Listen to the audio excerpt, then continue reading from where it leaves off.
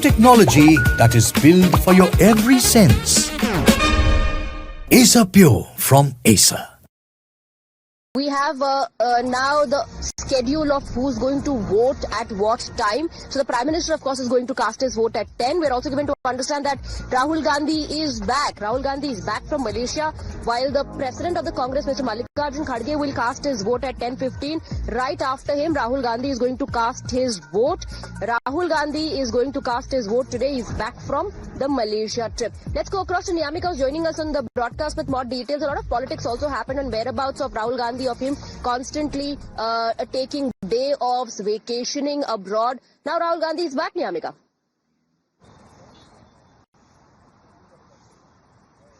Well, yes, indeed, as Rahul Gandhi is back for the VP elections only, as there is a united stand of the opposition which they are trying to put, and that is the only reason why yesterday night at around 10:30 p.m. Rahul Gandhi was back in the national capital. Right now, we are standing outside the Congress President, Mr. Mallikarjun Kharge's residence. Anytime now, he will be leaving from here to the Parliament, as he is going to cast his vote at around 10:15 a.m. and soon after that, it will be Rahul Gandhi who is also going to give his vote for the VP elections, as we have seen that how already a meeting is taking place within the Parliament, where the polling agents of Mr. Sudarshan Reddy is basically preparing a strategy. They are making sure that all the opposition MPs will be present for voting on this important day, as all of not just the 324 opposition MPs, but it is the opposition parties who are also pinning hopes for the cross-party support. They are saying that despite of the fact that the various parties who are not even a part of the NDA alliance have,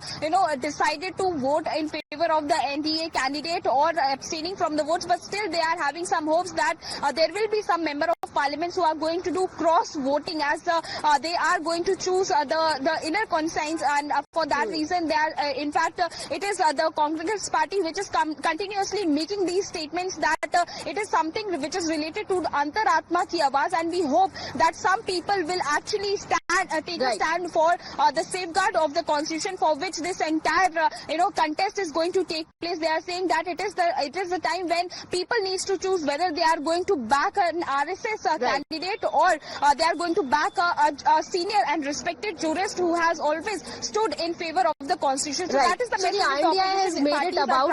Yes, the INDA has made it about an ideological battle, asking people will they back a candidate who has the RSS background. I want to quickly bring in Dr. Ranganathan. Dr. Ranganathan, Rahul Gandhi is back. In case you were wondering, is he going to be here or not for the crucial VP polls?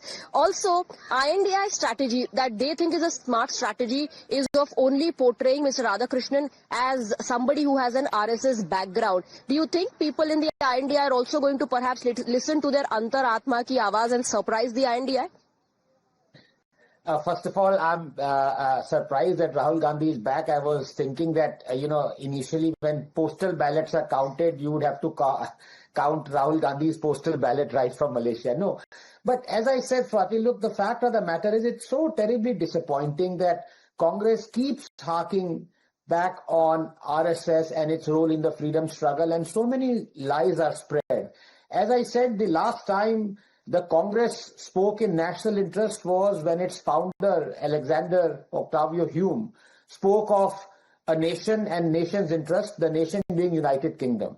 These guys regularly spread lies that RSS did not take part in freedom struggle, that RSS does not work for India's interest. And the reason for that is that the opposite of RSS is the Gandhi-Nehru dynasty. So you can be legitimately belonging to or be subservient to the Nehru-Gandhi dynasty and everything would be absolutely fine. But the moment you hold something that you believe is in nation's interest, i.e. belonging to an organization called RSS, everything is being portrayed as villainous. Now, let me remind them, for all those saying that Congress stands for OBC, Jitni Abadi, Utna Haq, one simple question to Ashwini ji. Why is it that its candidate is not a Dalit or an OBC?